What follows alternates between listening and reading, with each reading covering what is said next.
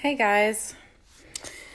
So, with no warning, of course, I decided to get up on here and share some more information with you guys. Ever since I got back from convention, I promised myself, I promised you guys, and I promised the survivors. Hi, Iris. My poor little kitty. She wants to say hi. I promised you guys that I would talk more about the foundation and that I would raise more awareness for you guys and give you more information. I'm sorry, Iris. She's very vocal right now. And she has fleas that we treated, but they're not really gone yet. Okay, Iris. Okay, so let me get down to it because there is a goal. I'm trying to get some people into action here. And I'll talk about that at the end, what I want to do. And it's something fun that I would love to do with my local people, that we do together that would end up helping some people. So Iris, please, I'm busy. Oh my goodness. So, if somebody comes to you, somebody close to you, somebody maybe that is an acquaintance, somebody that you just know that trusts you, confides in you, what do you do? I think for all of us, depending on who we are, our reaction might be different. But for somebody like me, who is very emotional and I'm a hugger, I just want to wrap my arms around you and curl you up in a ball and put you in a little bassinet and take you home and take care of you when you tell me something like that has happened to you. That makes me feel bad. It makes me want to just hug you until the pain goes away. But you know what? That might work for me and that might make me feel better. But that doesn't necessarily mean that it would make the survivor feel better. So the key is when someone confides in you about something like this, you need to think about them and their emotions. And I know as I'm saying this, some of you are listening and thinking, well, duh, we know that. We do know that. But it's kind of like you get the knee-jerk reaction when someone tells you. Because in your head, you're almost like, wow, I can't believe this. I never knew this. Or if you kind of knew, but didn't want to say anything, you're thinking, oh my God, I can't believe they're finally telling me this. It depends on how you know the person, and it depends on how close you are with the person, how personal your reaction can get. But usually if somebody is telling you something that is this serious, that they were sexually abused, whether it be something recent or something from their past, it means that they trust you. So even if you don't have a close relationship, to kind of give an example, my job, I work in office management. And so I automatically know everybody in my office, and everybody that works on the contract I'm on, there's 100 of us, and I know everybody.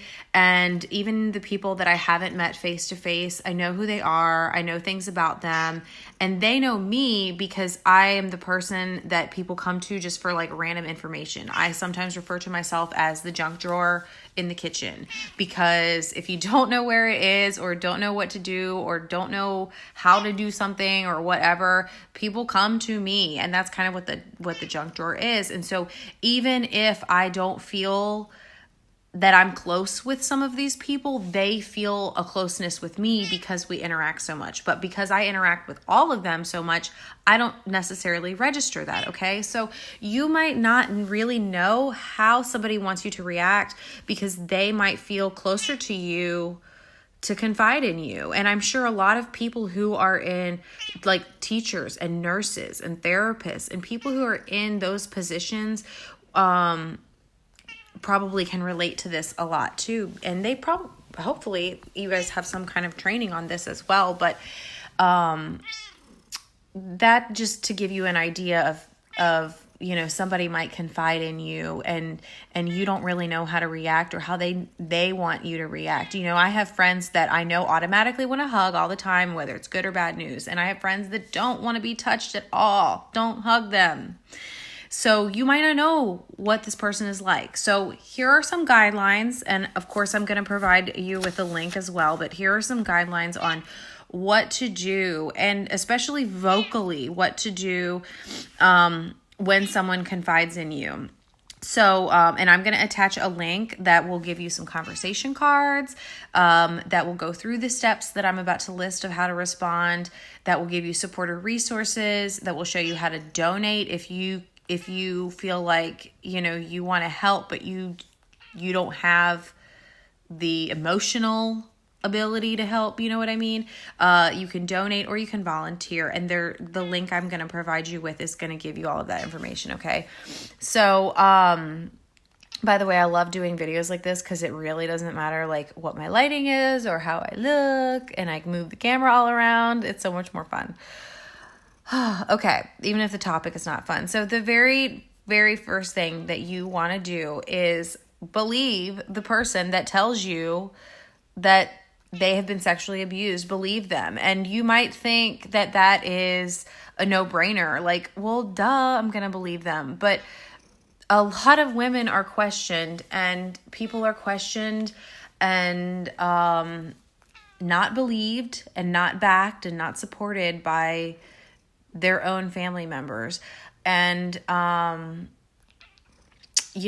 have friends who, I have friends whose stories I know that haven't given me permission to share, but I have a friend whose own mother didn't believe her to the point where she changed her story, and she's told everyone she was lying, even though she wasn't. She wanted to just move on from it. And of course that didn't let her move on from it, but that breaks my heart.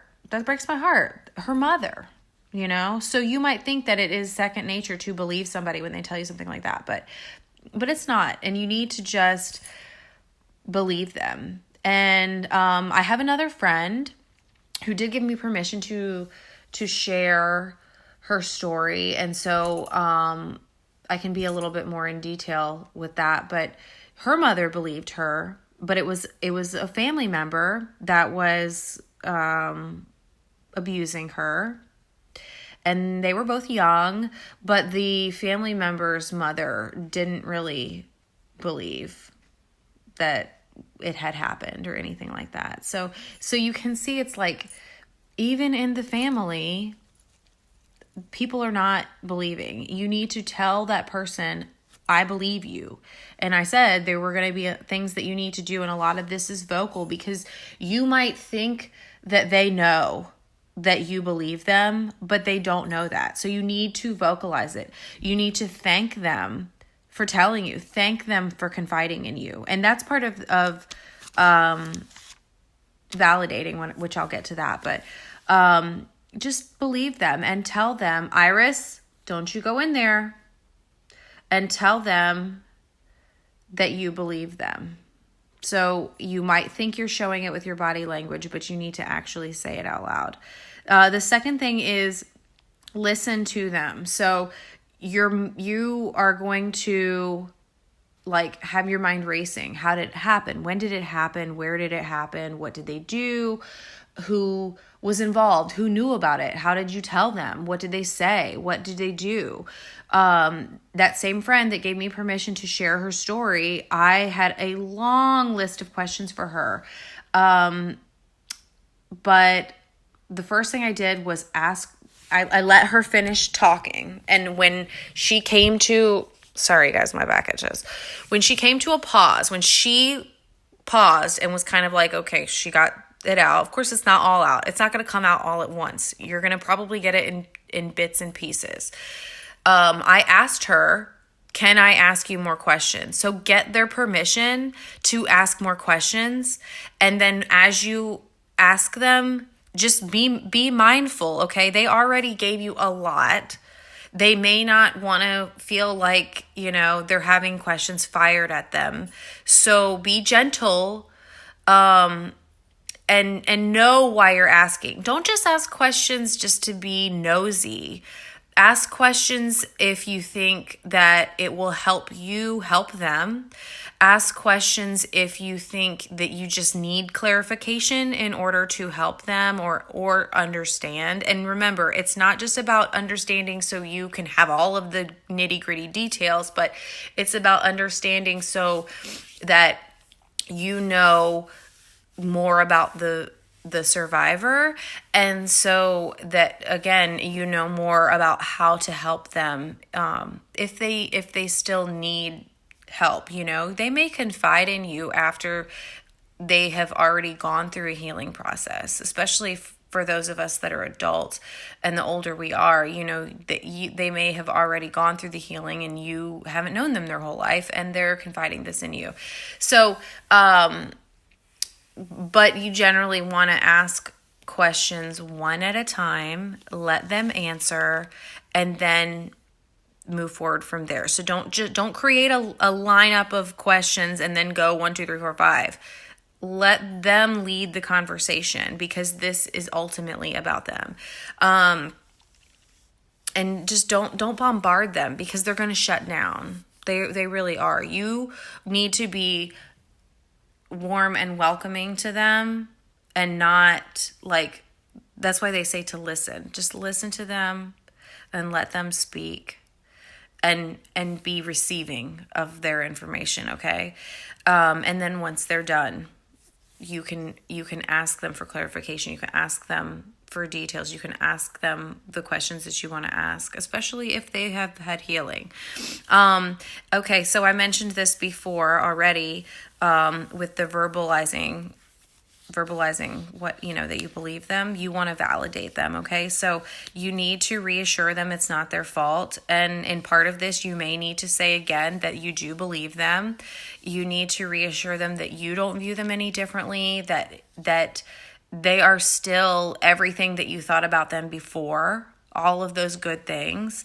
And you need to do it often, and reassure them that you love them. And again, I go back to thanking them for confiding in you, because that's not an easy thing for them to do. But be sure to reassure them. And this is also where you need to remember the relationship that you have with this person, and how they will react to your to your validations, or to your acts of love for them, or to your wanting to reassure them.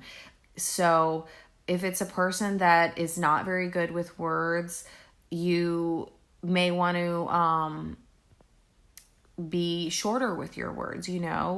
Don't get too mushy on them, or if it's someone that is a person who likes this doesn't come out right. Not who likes physical touch. I'm thinking of the 5 love languages. But there are people who like to be hugged more. And you may not find this as much with survivors, but everyone is who they are, and everyone has a love language, even if they have been a victim. So if it is somebody who likes hugs, put your arm around them, hug them, pat them on the back, touch them on their arm, and again, know your relationship with them, okay? Know your relationship. If you don't know that that's a way for them to know that you're there for them, don't do that, especially with physical touch. But if there's somebody that's also not good with words and you see them often, leave them a little Post-it note, words of encouragement, words of affirmation, just reminders that they're not alone and that you're here for them. Those are all really good ways to validate people. And then the 4th thing is, after they've told you their story, you want to help explore options. So, they may or may not have had healing already. If they have not, then you want to talk about helping to find them heal. Or if they just need to talk more about it later, you can say, okay, well, let's meet and you can discuss this with me later, or come over to my house, or let's go have coffee and you can tell me more. Maybe sometimes they just need to talk about it because they've been holding it in. And maybe therapy is a step that they don't want to take, but talking with you would be kind of therapeutic. Maybe they need to talk with you more, and then you can help guide them into therapy. And even more importantly, for much younger people and people who are just disclosing a current situation to you, then you need to help them find legal action and empower them by letting them know, hey, I have these resources in case you don't have these resources. So even if it's not something that they're ready to do, you can say, look, if you need a therapist, I have a list. I have a short list, or I know some people who go to these people. If you want to know their names, I can tell you, or let's find you a lawyer. Let's talk to somebody. Let's go to the police. Whatever the next step is, you can help them get there. And even if you don't have the resources, that is a short trip away on Google. Okay. So I can say to somebody, look, if you are ready to go talk to somebody about this, I've got a list of people that you can check out, and I can go on Yelp, or I can go ask a couple friends, or I can go on Google and I can find some people. And the same goes for lawyers, and the same goes for, hey, let me call somebody down at the police station for you. You don't have to have that information in your head when you offer it, because you can go find it. Remember, they're the one that has all of this stuff going on in their head. Okay? So you're just taking that away from them by helping them. And even if you don't have the answer right away when you say that you do, that's something you can find. Those resources you can find for them later, and including through the link that I am going to provide. If you don't want to do a Google search, you can go to the link that I provide and they'll help you find some resources. And then the last thing is to check on your own emotions. So if you're like me, you get extremely emotional about everything.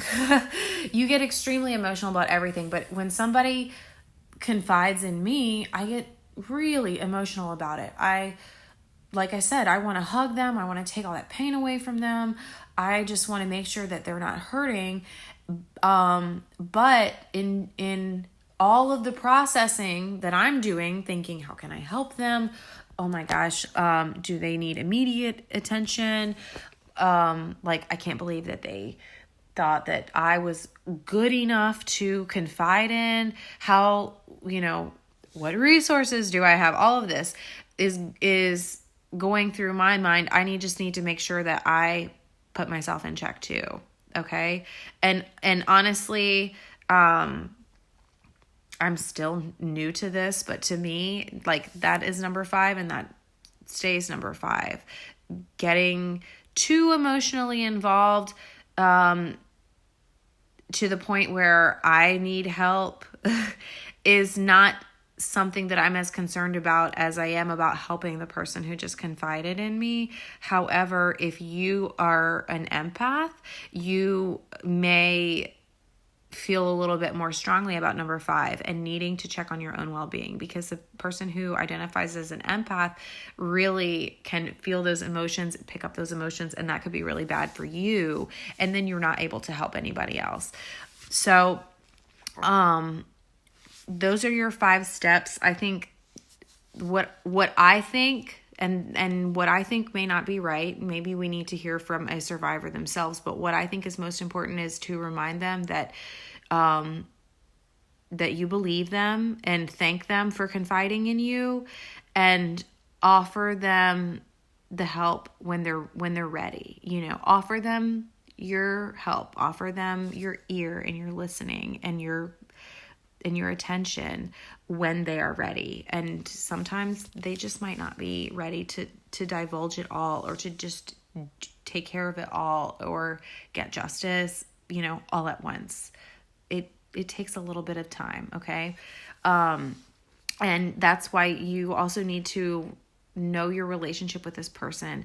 And that's not saying like you need to do all this research on all of the people in case one of them confides in you, but you need to think critically about your relationship if someone confides in you, so that you know when to push them to take action and when to fall back and let them come to you, if that makes sense. Okay. So there are people that need to be pushed into action. And there are people that if you try to do that, they will back off. And me and my sister are actually kind of like this. So whereas if you get on my case about something, more than likely I'm going to get like so fired up and so annoyed by you that I'm going to do it like way better than you ever thought I could. And with my sister, it's the complete opposite. If you push her to do something, she's going to shut down and she's going to be like, screw it, I'm not even getting involved at all. So keep that kind of thing in mind when you are wanting to help somebody, because sometimes you have to say, look, it's okay. I'm going to help you. This person is going to help you. This resource is going to help you. And sometimes you have to, like, they know that they just need a little bit more time, and you can't push them into it, or else they'll just not talk to you or open up to you or anything anymore. So know your relationship. And sometimes you just have to, you have to wing it, but you have to evaluate after they've told you. You evaluate and try to decide, can I push you? And you can even be honest and open with them and say, look, I don't want to push you. I don't want to scare you away from this, but I really think that therapy is something that could help you. And I want you to know that. Something as simple as that, okay? So I'm going to post a link below, but there is one more way one of many, but there's one more way to help survivors that I want to share with you guys, which is something that I want to do that I think would be really, really fun and also helpful, and it would be free for everybody involved. So one of the things that we have done in the past at convention is make no-sew blankets. A lot of people know what no-sew blankets are, but it's literally a blanket that you make without sewing. And I've always made them double-sided because they're extra thick, but you can make them just with one single sheet of fleece, and you cut all around the edges and you tie those cuts into knots so they don't tear, and then you have a no-sew blanket. Ta-da, you're done. Well, we made no-sew blankets to give to the ladies that go to the Haven retreat.